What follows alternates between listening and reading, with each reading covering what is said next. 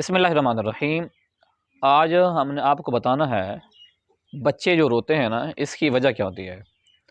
بچے رونے کی وجہ یہ ہوتی ہے کہ عموماً ان کو نظر لگی ہوتی ہے۔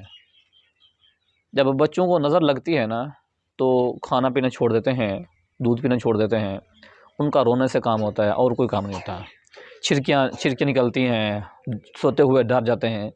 یہ ضروری نہیں ہے کسی نے باہر سے نظر لگے، اپنی بھی نظر لگ جاتی ہے۔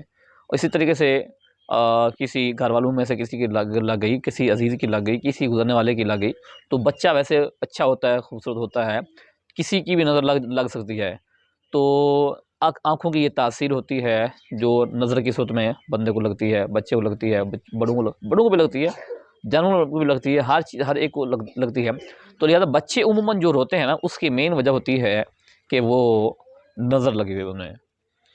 اچھا، یہ بھی دیکھنا چاہیے کہ بچے یہ نہ ہو کہ زبان ان کی بڑکی ہوئی ہو، ان کے جسم کے کسی کا کوئی تکلیف ہو، چھالے وغیرہ ہوں تب رو رہے ہوں، یہ دیکھ لینا چاہیے۔ اگر حاجی اوکے ہے، زبان بھی ٹھیک ہے، ہر چیز ہے، پھر بھی روتا ہے، دودھ نہیں پیتا، چلاتا ہے، ڈرتا ہے، تو اس کی یہی وجہ ہو سکتی ہے کہ بچے کو نظر آئے۔ اب نظر کو اتارنے کا طریقہ کار کئی ہیں، لیکن میں آپ کو آسان طریقہ بتاؤں، قرآنی عمل۔ آپ نے کیا کرنا ہے، سب سے پہلے نمبر پر آپ نے بسم اللہ الرحمن الرحیم پڑھ کے درشی پڑھنا۔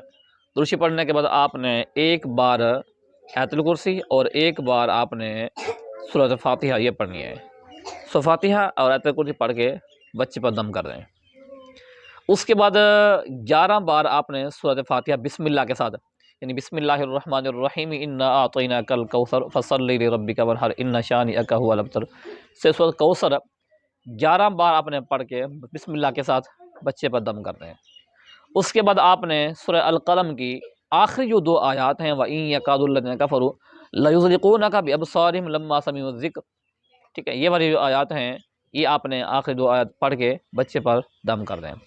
تو یہ ہے عمل، آپ یہ کریں گے تو انشاءاللہ بچے کا رونا بھی ٹھیک ہو جائے گا، بچے کا چیخنا چلانا بھی ٹھیک ہو جائے گا، بچے کا جو چھرکیاں جو بھرتا ہے وہ بھی ٹھیک ہو جائے گی۔